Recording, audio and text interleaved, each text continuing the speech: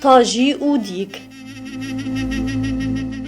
روژکی بوهاریه سری عرضه تی شوطاندن جتو جبونا روکه و شینکایی جی دبر رقینه لعرضه و صحبتکی خوش لکه لکه زویک تی چکرن.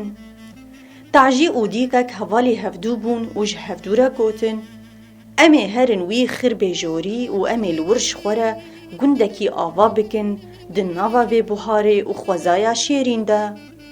رابون چون تعجی خلبر سیا زنارکی آویتا عرده و صادرشگیری جدی کره گود هر سرکاشی و آزانه بده.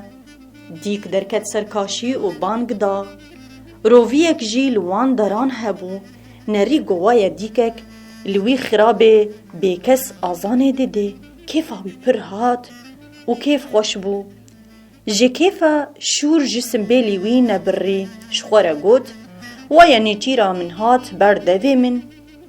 بیرا نیزیکی دیک بو و جه پرسی حواله دیک تخیره چوما تا آزانه دیده؟ دیک جیره گود والله برا امیل ور گندکی آوا بکن. روی پرسی هن من جی بخیره خو ناحوینن از جی مالک جیرانی و چه بکم و لگنده و داینم و امی زیده ببین به هفدوره بی گندی فره بکن. دیک گود ای والله وایا که یلی جیره هر ناوی خوابن وی سینه و سر چاوان. کیفا روی پرهات و شخوره گود قید دیکه کی دنجی لجیره هیا.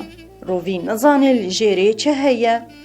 روی منو ده والله بکیف و لزو بس خو برداج جیر. تعجی نری کو رویک جوی آلی بته.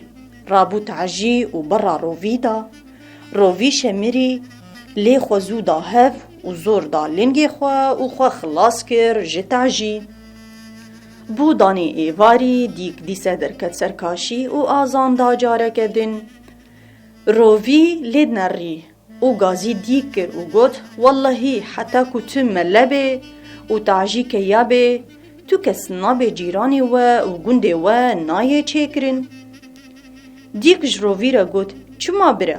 روی گوت تا چما تعجی شاند سر من. دیک گوت من گوت قیهون زوین خواه لهفدو پاروت کن ما می چه زانی بو هنجی دجمنی هفدونه.